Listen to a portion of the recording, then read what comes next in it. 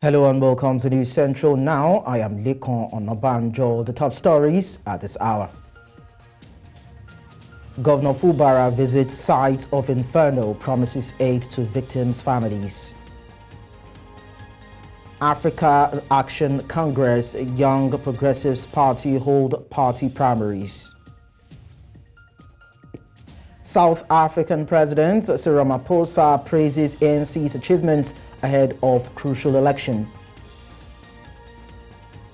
Details to come your way shortly.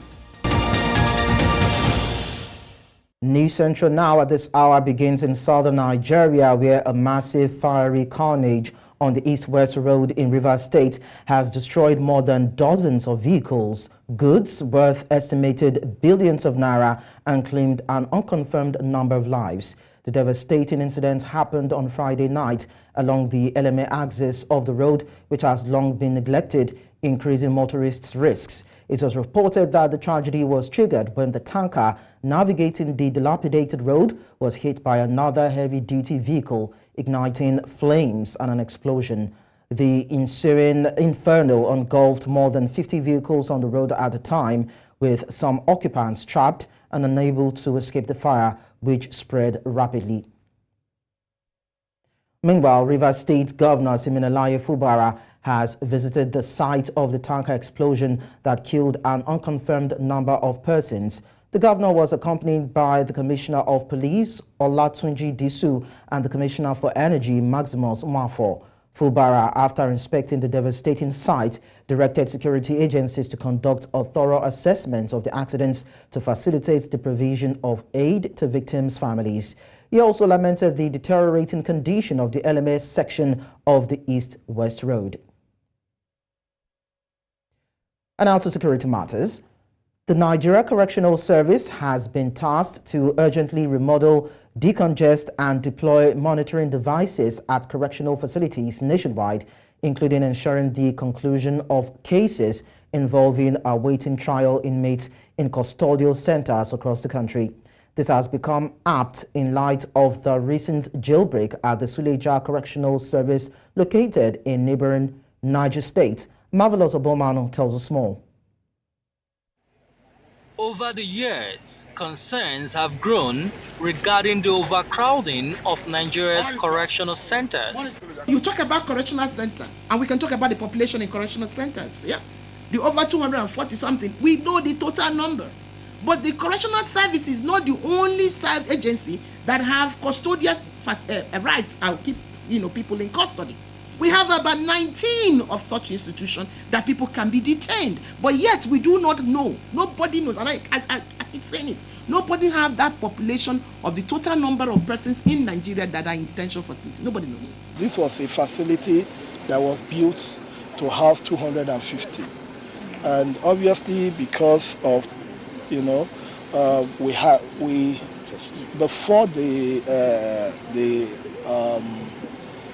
before the incident that happened, we had 499. This goes to what we keep talking about overcrowding in our correctional centers. Despite the Correctional Service Act of 2019, which provides the way and manner custodial centers ought to be run, the number of awaiting trial inmates has continued to challenge the available infrastructure in the facility. Obviously, we can see the walls are actually old.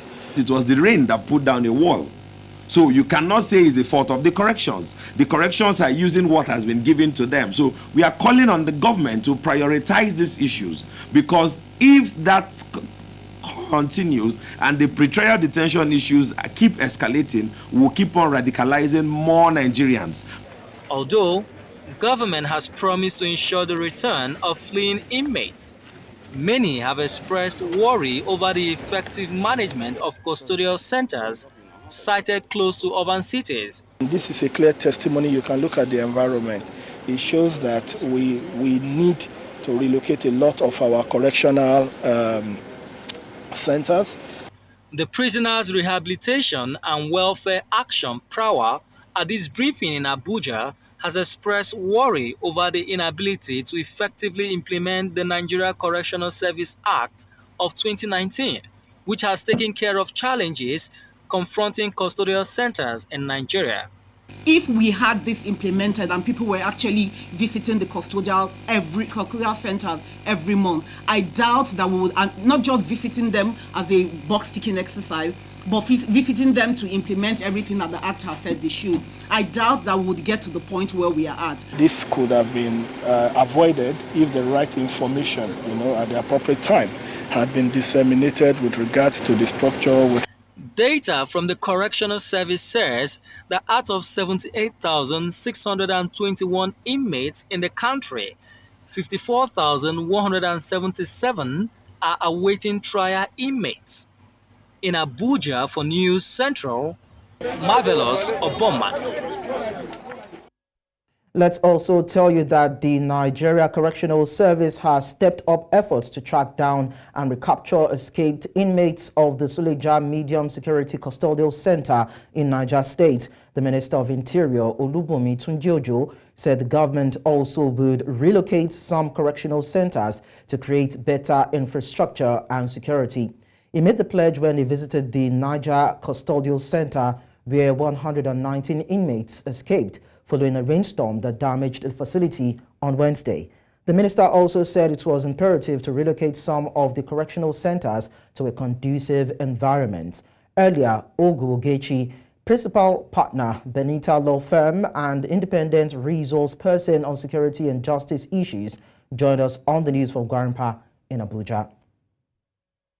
There's nothing much again to say, because we have seen the evidence, though we know that this might not be the situation in all the correctional centers across the Federation, but there are actually correctional centers that are in bad state in terms of wear and tear because of long period they were built, most of them ranging up to 80 years, 70 years. So this is a source of concern to everybody, and I am glad to hear that the minister is already making moves to relocate some of these inmates from some of these dilapidated correctional centers to a more recent ones that are stronger. But they are praying also that this wouldn't become a source of challenge in terms of continuation of trials of some of the inmates. So it is a good development, and we are looking forward and beyond what has happened at Suleja, and hoping that a mapping will be done, or if there has been a mapping done regarding the integrity of these infrastructures, especially those that are in remote areas that are not in urban centers, so that immediate action will be taken to rehabilitate them, and quickly too. That will be for the good of every one of us. The House of Representatives Committee on Defense has commenced its investigative hearing into the killing of 17 military personnel and the wanton destruction of Okwama community of Ewurobo Kingdom in the Ugeli South local government area of Delta State, South Nigeria. Austin Azu completes the report. The first point of call for the Representatives Committee was the Delta State Government House Asaba to intimate the state governor of their mission. It is in the light of this unfortunate event that the House of Representatives at its plenary on March 19 debated a motion on the matter and resolved that this committee should investigate the incident and report back to the House for further legislative actions. This is why we are here in Delta State, His Excellency. Therefore, Nigeria expects a lot from this committee. I have full confidence that this committee will do justice. We believe in justice. Meanwhile, the investigative hearing is bid to hold at the Government House annexed Ejeba in Warri South local government area of the state. Not many turned up physically, probably due to fear of being arrested by the military. Those who came, including indigents of Okwama community and other interested groups, presented copies of memoranda to the committee. Speaking with journalists, the chairman of the committee assured that the committee would be fair and just in its assignment to the country. Speaking on why the committee had not visited Okwama for on-the-spot assessment of the aftermaths, the committee chairman said they needed to be fully armed with all relevant information. He said the committee would continue to receive petitions and presentations from members of the public, particularly residents of Okwama, until next week Friday in its bid to find the true causes of the incidents that led to the murder of the soldiers. And the window is open for a week, so we're still expecting a lot more memorandum from them.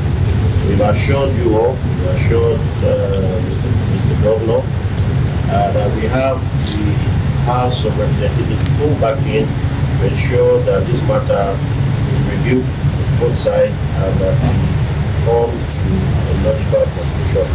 Recall that on March 14, 17 soldiers were ambushed and killed around the riverbank of Okwama community in Ughelli South local government area of Delta State.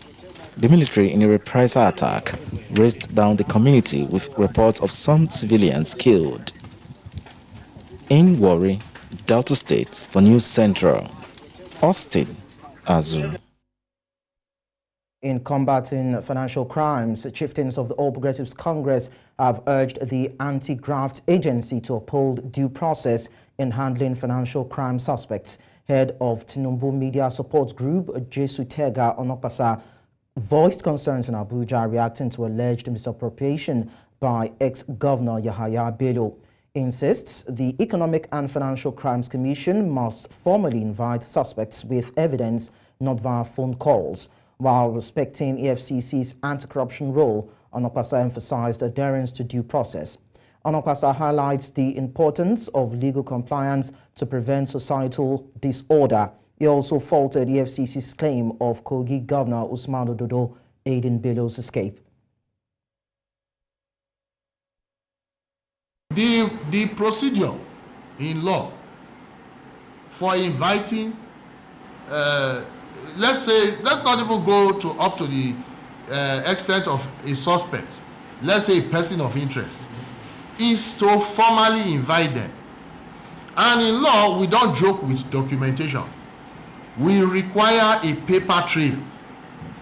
Now, it is only if you cannot send someone a proper invitation in by way of documentation that you might go by way of a phone call. In this case, former Governor Yahaya Bello is a former governor, for God's sake. How can the EFCC convince anyone that they could not have extended him a proper invitation in writing, so he himself would have documentation of the invitation? That would be his evidence. Then you call him. I mean, I've never seen a more bizarre press conference like the one the EFCC chairman called the other day. He was just indicting himself, point after point, that you called him on the phone. And what did you call him for? You told him that he should you would let him pass through the back door. That is, and it is so weird.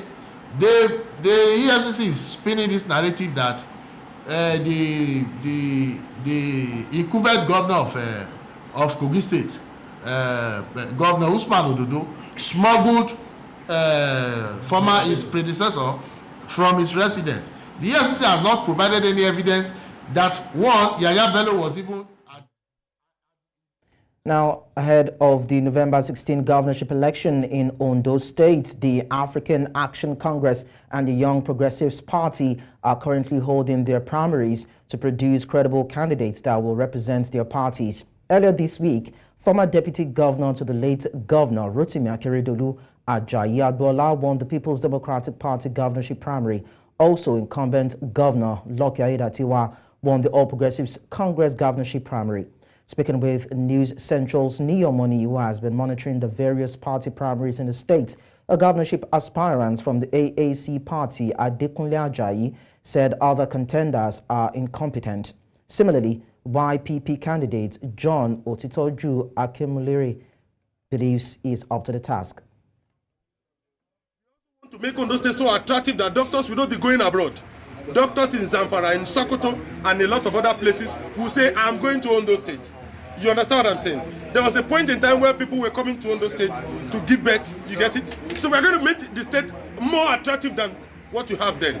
We are going to be building not just hospitals, advanced healthcare situation, a situation where we are going to be having primary, you get it, secondary and tertiary healthcare. Both have no experience because the person they were deputizing, Rotimi Akeredolu, they deputized, is one of the governments that have been so irresponsible to the people of the state. So there's no experience of doing anything positive. All of the experiences they have are negative experiences. With the mandate you have given me, I want to assure you that we are taking back our generation. And I want to tell you that you need to stand up and fight for our generation. If we refuse to do it, then we have failed ourselves. And I pray that we will not fail ourselves. I woke up this morning, I look around, and I said to myself, I said to nobles around, I said to the officials around, I said to everyone around that do not be afraid. Do not what? Do not be afraid. Do not be afraid of them. Let's now cross over to our correspondent, Niyo Moni, who has been monitoring the proceedings on the ground in Ondo State. Hello, Niyi. Good afternoon to you.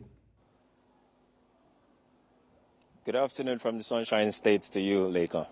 So tell us, how has it been happening? Of course, looking at the primaries held by these other two parties now in Ondo State.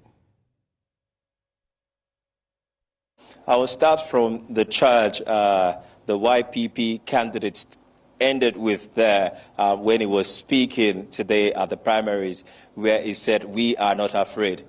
That phrase is particularly very, very important to that kind of party and other parties that don't fall within the APC and the PDP, because if we look at the statistics, back in 2020, we do know that the African Action Congress came 8th, just polling just 0.14% of the total vote.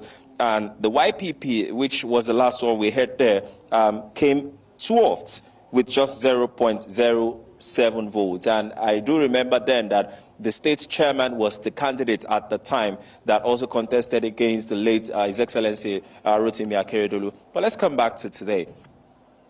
For the African Action Congress, they have chosen their candidate in the person of Adekunle Ajayi, who has been very, very strong with his words of affirmation that they need to take back Ondo State from, in his words, incompetent leaders, from leaders who have not done so much, from leaders who have not been able to put Ondo and maximize what Ondo has to offer to its people. And when I was speaking with him today, I asked him, what are his chances of going against the big wigs, the ones who have been there, they understand the polity, and in fact, they've been deputies. And you could hear it from his own statement, because that particular statement was a response to the question we asked, saying that they were part of a government, speaking about the late Rotimi Akeredolu, they were part of a government that was also irresponsible in their own words, and they are here to rectify. Now, let's come back to the YPP, which is in the person who has a candidate in John Akinmunrile.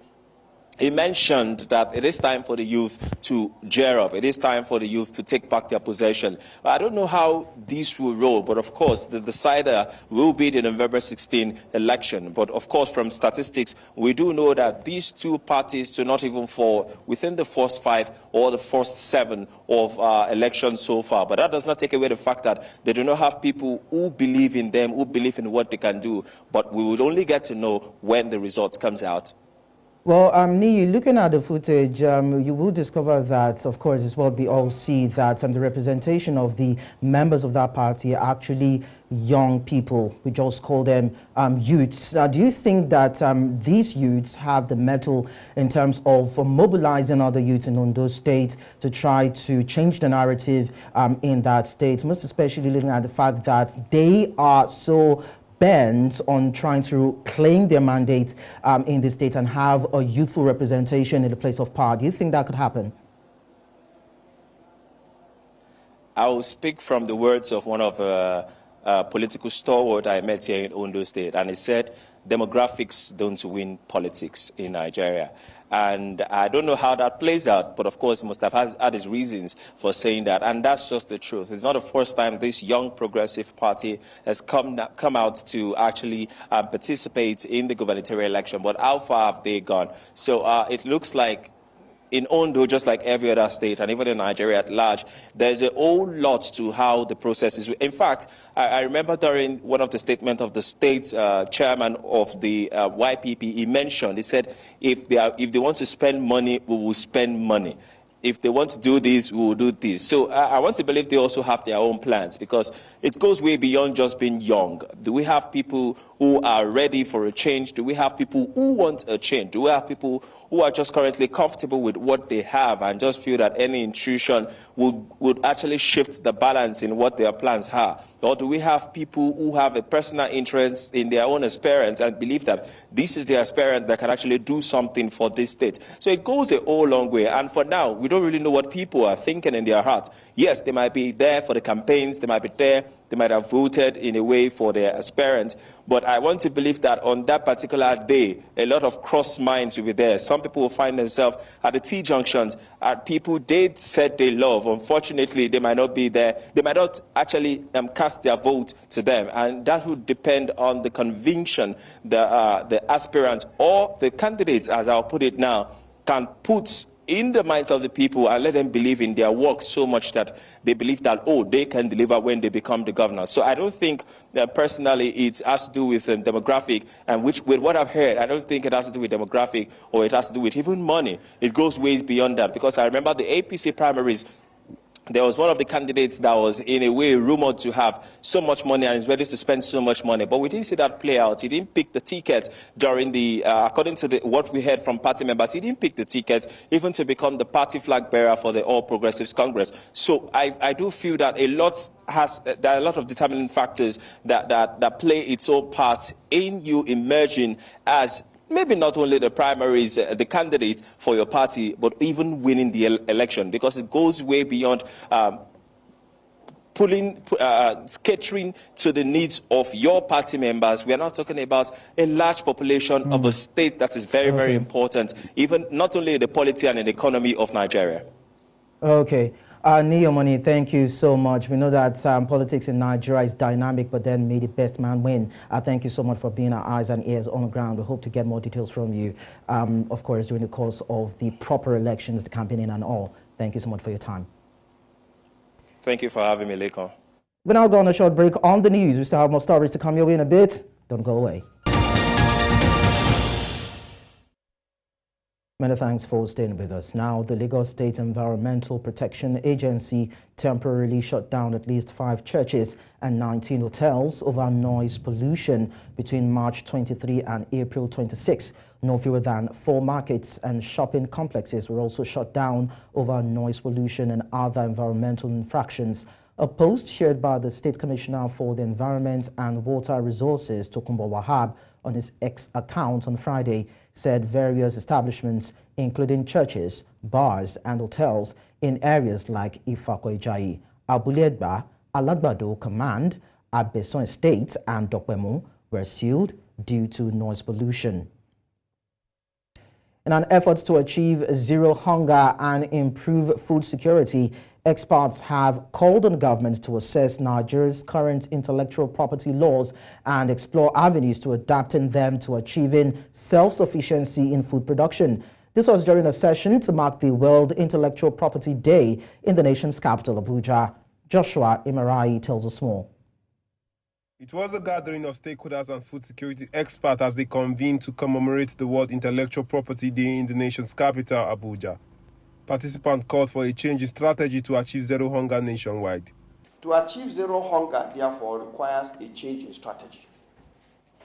My humble recommendation here is to demand that the international community should rethink the issue of access to patented but desirous technologies and innovative solutions that can increase productivity of smallholder farmers by providing funds to pay for these patented technologies and making them available for uninhibited use by our farmers. They emphasized on the need to achieve food security, urging government to change the strategy to achieve food sufficiency. The key dimensions of food security that are of interest are mainly the issue of availability, accessibility, affordability, the right nutritious content, and all these happening on a sustainable basis. To achieve this, there is great need to assist farmers and other value chain actors within the agricultural land ecosystem with innovations that are affordable and accessible to increase their productivity. Some of them commended government's efforts in working towards making food available for all. I know that the government has placed a big priority on addressing food security as a central component of this renewed hope agenda, and it also sits at the core of the UN's collective partnership with respect to the government realizing the SDGs in Nigeria.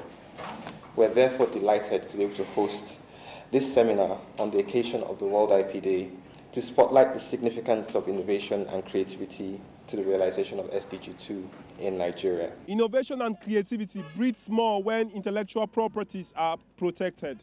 The protection of this right boosts creators' confidence, gets recognition for properties created, and helps innovators provide better inventions to the world. In Abuja for News Central, I am Joshua Imarayi. Coming up on the news, President Ramaphosa praises ANC's achievements ahead of crucial election. We'll bring you details of this and other stories in a short while. Do stay with us.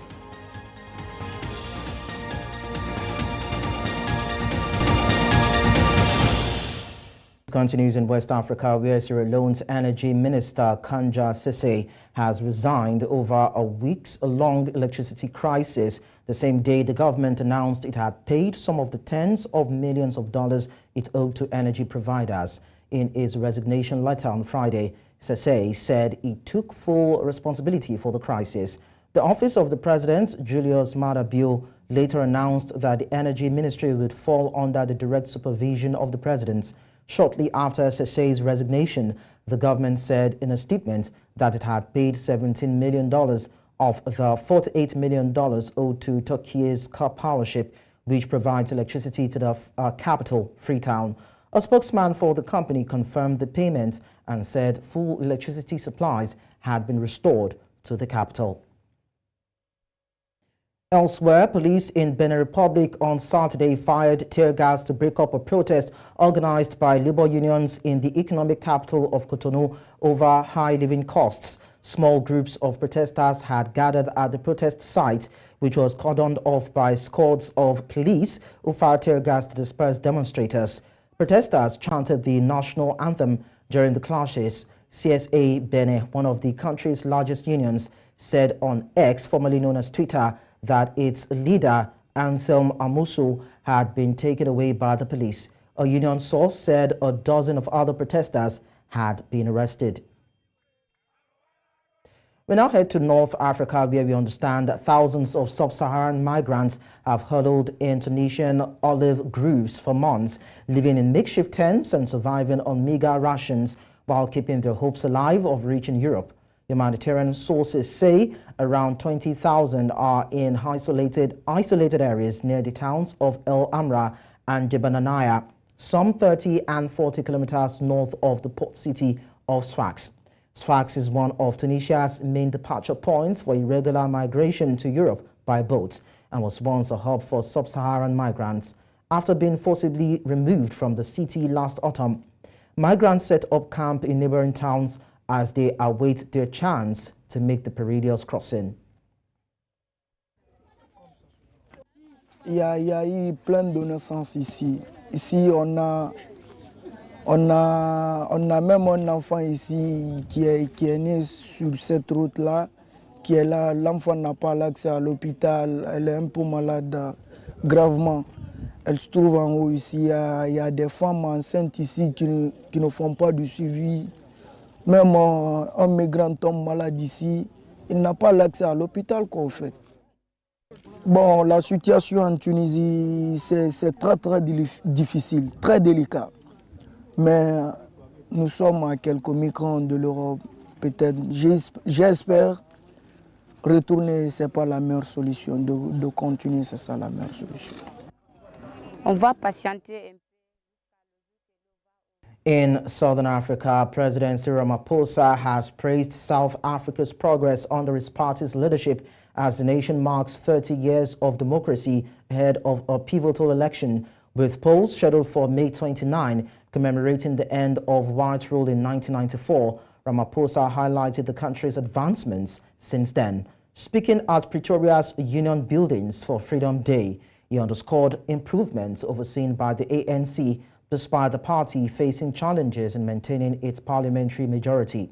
Ramaphosa cited achievements such as land reform, infrastructure development, and expanded access to essential services. However, an Ipsos poll indicates a decline in support for the ANC, raising concerns about its electoral prospects.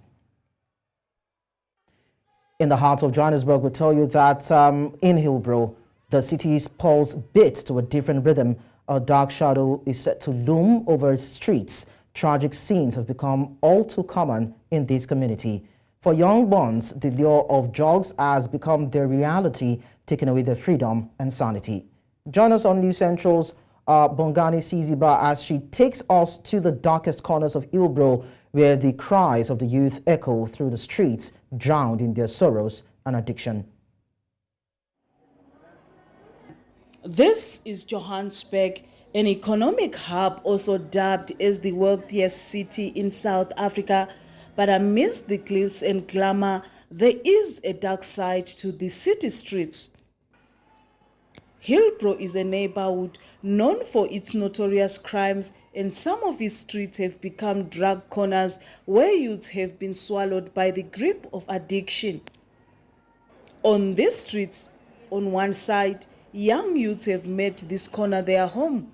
Every morning they wake up with their eyes gazed over across the same street, waiting to feed the monster of addiction from their alleged drug lords, who also camp here all day, ready to prey on these vulnerable individuals. And in my quest to investigate more about this corner, I was met by this alarming yet painful episode unfolding in front of my eyes. A man injecting heroin in his arm, looking gaunt and desperate.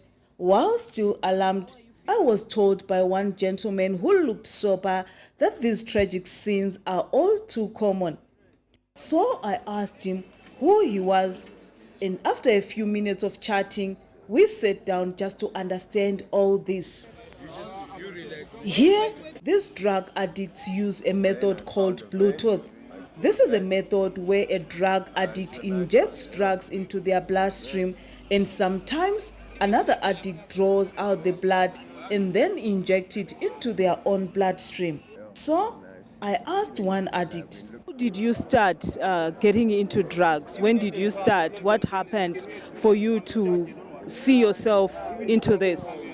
In the beginning, it was a social thing, you know, and then afterwards it became a necessity, especially my drug that I use. I couldn't just use it today and then next week I use it again.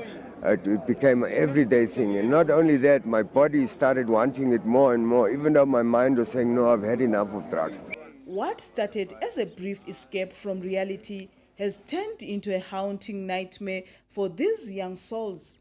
It's a small solution for a permanent problem, you understand. It's something small like this. I'm thinking in my mind that it's going to take away all my pains, take away the love, the trust that I lost from family and stuff. Now I use it, and then only to realize afterwards all those problems, if anything, it's even worse. It's heartbreaking to see so many young people succumbing to the lure of drugs. They are our future, and right now, that future looks so bleak. I was lucky to meet this man, Malusi Makaula, a former drug addict who knows too well the destructive power of addiction.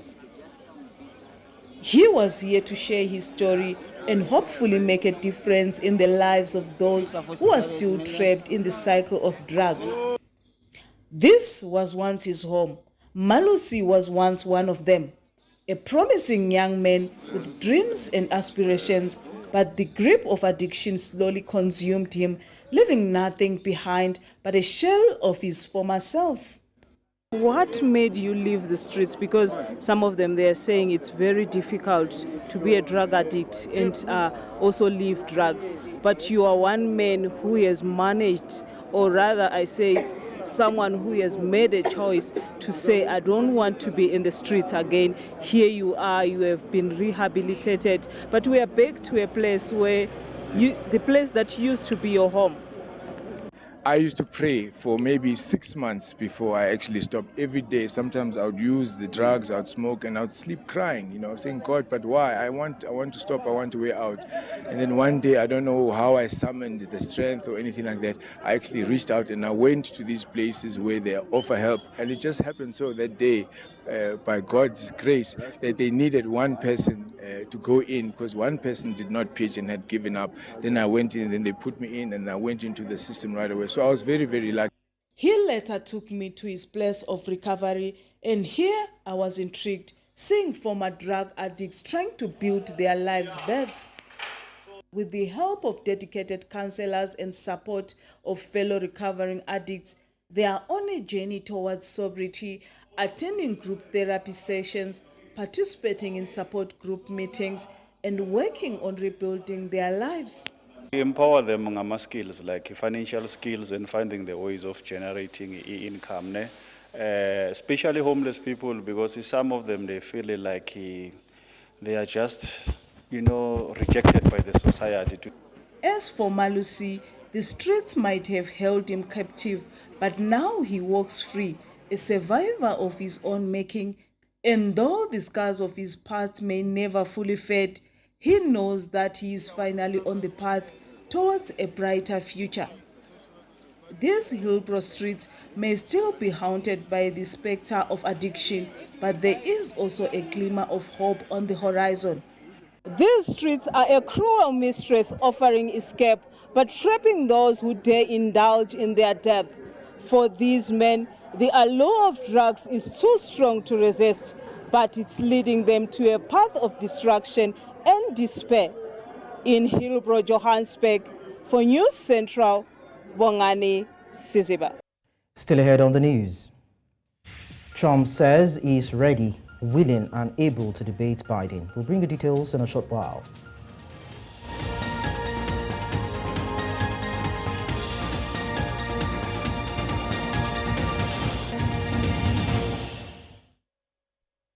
From other continents, we tell you that former U.S. President Donald Trump says he's ready, willing and able to debate his White House challenger, President Joe Biden, at the New York courthouse where he's being tried. Trump was speaking after Biden earlier on Friday told radio host Howard Stern that he's ready to face off Trump.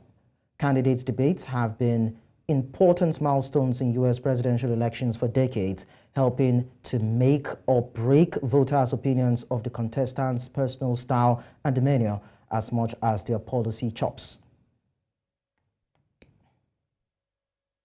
I've invited Biden to debate. He can do it anytime he wants, including tonight. I'm ready. Here we are. I invited him to the courthouse that he has us tied up in his administration. This is all being done through Washington. It's a well-coordinated attack on a political opponent. But I'm here. I'm ready, willing, and able. And if he wants, I'll do it on Monday night, Tuesday night, or Wednesday night. We'll be in Michigan. But we're willing to do it Monday night, Tuesday night, Wednesday night, Thursday night, or Friday night on national television. We're ready. Just tell me where. We'll do it at the White House. That would be very comfortable, actually. But you tell me where. But we're ready. He's obviously not showing up. Some Palestinians have been inspecting the damage to their homes and searching for belongings amid the rubble of destroyed buildings in Rafah and the southern Gaza Strip, as the conflict between Israel and the militant group Hamas continues.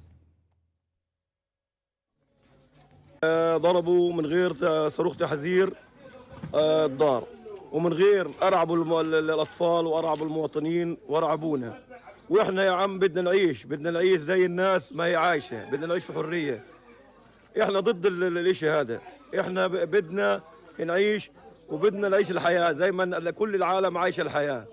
تم قصفنا اليوم بدون سابق انذار وبعد 200 يوم من الحرب نناشد كل الشعوب العربية أن تقف معنا ضد الاحتلال ووقف لإطلاق.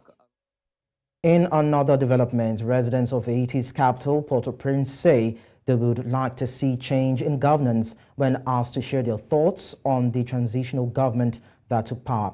A long-awaited transitional ruling council was sworn in on Thursday in Haiti, marking a critical step forward in restoring functional government in a country rocked by months of gang violence. Ou pas 7 ou bien 9 moun installés, c'est 9 fiches gaz pour 9 familles différentes. OK? C'est on dit même si on prend 3 sécurités pour chaque cortège, OK, 3 par 9 27 ou combien de cob yo gal payer employé, combien sécurité yo gal payer. Pendant journée je dis là même on serein ou pas ka joindre dans l'hôpital la baisse acheter pour acheter le soir là avec un patient. Ou pas que cob on dit fiche gaz yo gal venir là pour moun sa yo. Ou gal gen 9 familles op bay fiche gaz. 9 familles, li pa jam ka bon bay, ça pas bon pour pays la plonger nous. Nous pas gagner, toute l'idée c'est radio calé, pas gagner yo ka faire pour nous. Moi me demander pour nous même peuple là, pour nous échouer tout nèg ça honnête parce que nèg ça pas gagner yo venir régler pour nous. Seulement conseil présidentiel là, s'il vinn font bagay essayer, c'est pour commencer mettre sécurité dans le pays parce que problème nous gagne dans le pays là, problème insécurité qui fait nous pas ka fonctionner. Nous ne pouvons pas faire business, nous ne pouvons pas gagner là. Mais nous avons souhaité un changement. Et ça nous a souhaité. Nous avons sorti, nous avons vu, nous avons marché à une activité, nous avons à l'école.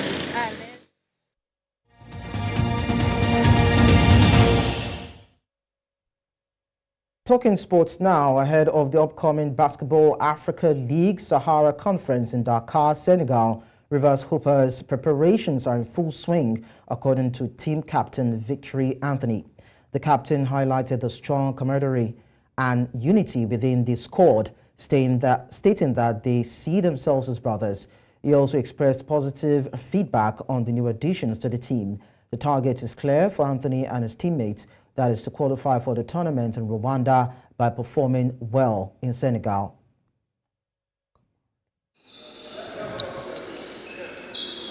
It's been great. I'm happy they got us here early so we could play hard, get in shape, learn the terminologies coaches wanted us to put in.